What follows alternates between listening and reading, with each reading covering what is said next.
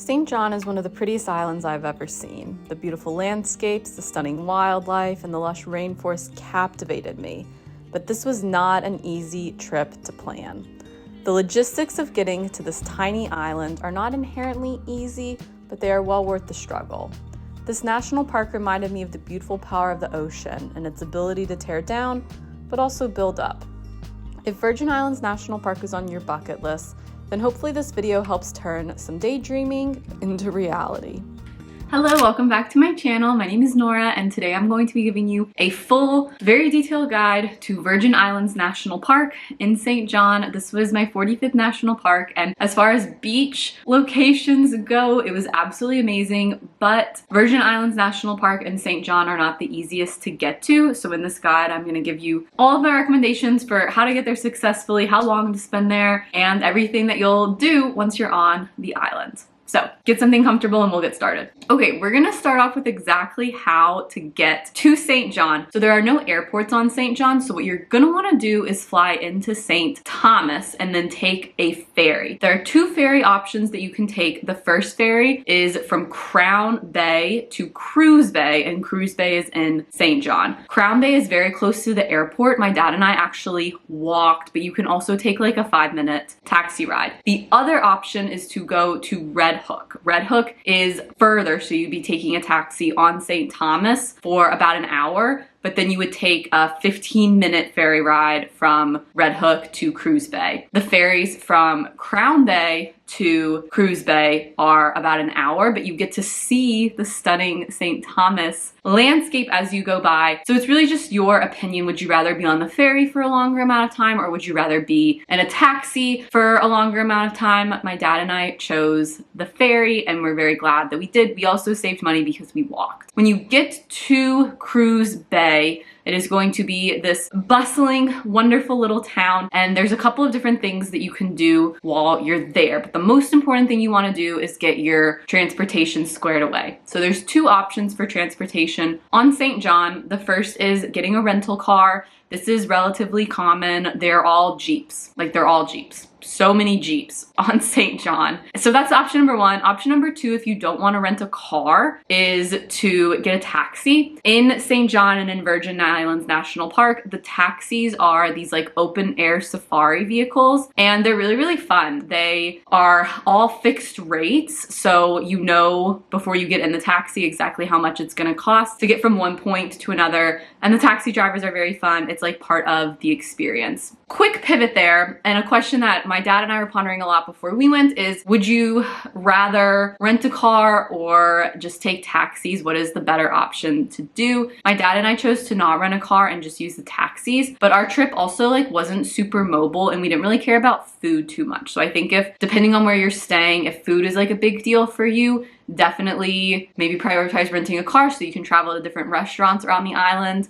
If adventure is a really big priority for you, you can still get to all of the main spots with the taxis. With our experience there, it was pretty even. There was a good halfway mix of people that rented versus getting the taxis. One thing to keep in mind, if you do rent, it is more expensive and there's no guarantee that you'll get a parking spot. So sometimes when we arrived to our destinations on the taxis, there were actually no parking spots. So if we hadn't taken a taxi, we wouldn't have had a parking spot there anyways. So where should you stay in St. John? Excellent question. Here is my advice. If you want to stay in more of a town, there's kind of two big ones in St. John. There's Cruise Bay, that's where the ferry terminal is, and then there's Coral Bay, which is on the other side of the island. Cruise Bay is a little bit more lively. There are bars and restaurants and shops and things like that. Coral Bay is much more quiet. In between both of those, there are lots of private residence homes, there's lots of Airbnbs, and there's also Cinnamon Bay Campground, which is where my dad and I stayed. And if you're a national park lover, and particularly if you love camping, Cinnamon Bay is definitely the way to go. It was such a bucket list camping trip. There's camping options, and then there's glamping and cottages and all these different things, and they were honestly so cool. Cinnamon Bay was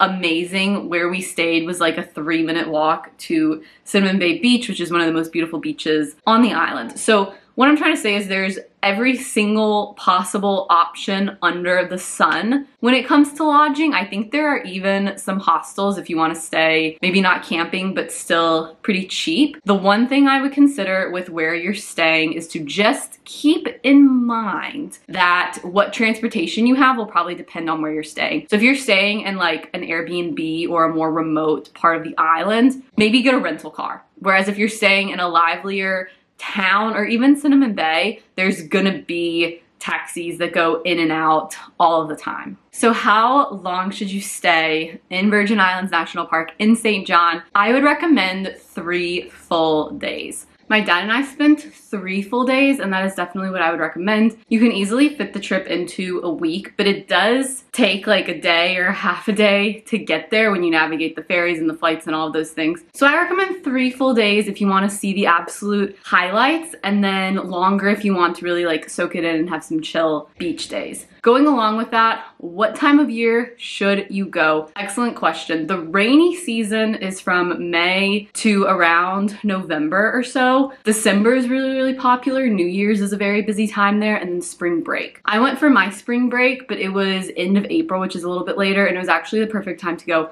We did have one day of like pretty intense rain, and then after that it was completely fine. So there is gonna probably be a little bit of rain because that's just what happens in a tropical island, but it was completely manageable. There are literally so many things that you can do in Virgin Islands National Park. I'm just gonna run through the top highlights, but you can spend so much time here doing so many cool things. So the number one thing that I recommend doing is Cinnamon Bay Beach. It's where we stayed. It's a stunning beach. Sunrise, sunset there. They're all gorgeous.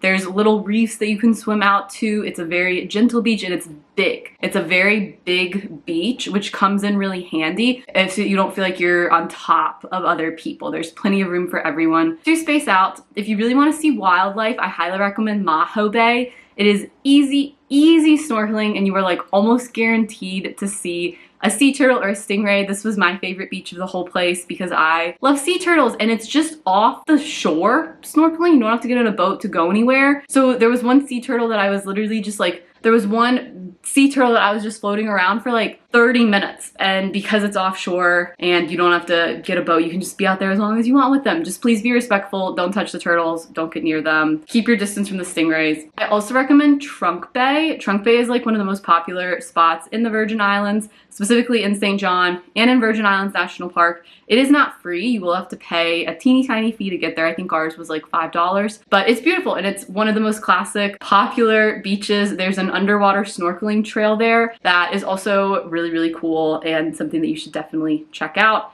If you're in the mood for hiking, I highly recommend the Reef Bay Trail. This was like a mega trail. We combined it with some other ones and ended up doing like a 12-mile adventure, but it takes you down to Reef Bay, which is a stunning kind of remote beach, which is really cool. And you get to go by old sugar plantations, and you get to see ruins, and you get to see the old growth forest of the island. So what it was like and what it was like in the inland St. John before European colonization, which is really cool. I also recommend, if you're looking for hikes, the American Hill Hike is right by Cinnamon Bay and leads up to kind of a remote estate, the ruins of an estate, and the views from up there were just spectacular. 360, you get to see so many beautiful parts of the island. I also recommend, if you're in Cruise Bay, definitely checking out the Virgin Islands National Park Visitor Center. It is a teeny tiny, oh my gosh, it's got so many cool souvenirs and some really neat exhibits to kind of orient you with all of those. I also recommend doing a ranger talk at some point. They have them at the Cinnamon Bay campground kind of lodge area, and they're so cool. I went to one on sea turtles, which was great, and I went to one on birds, and I learned so much. They also have musical, cultural performances, and the restaurant there does Caribbean nights. You can eat traditional Caribbean food, which was also super fun. Okay, I also want to talk about some things that you absolutely have to pack when you're going to St. John. These are things that you might not think about, but you 100% need. Do not go to the island without these. First up is a rain jacket. The rain, like I've mentioned, is very sporadic there. Some days it'll rain a lot, some days it won't rain at all. You just want to have a rain jacket or a rain poncho to be fully prepared while you're out adventuring. If you are going and the forecast doesn't look super great, do not be discouraged. Things change really quickly around there, and sometimes it'll show rain in the forecast and it's just raining at night, so not a big deal. I also recommend bringing a bug spray or a mosquito net or some way to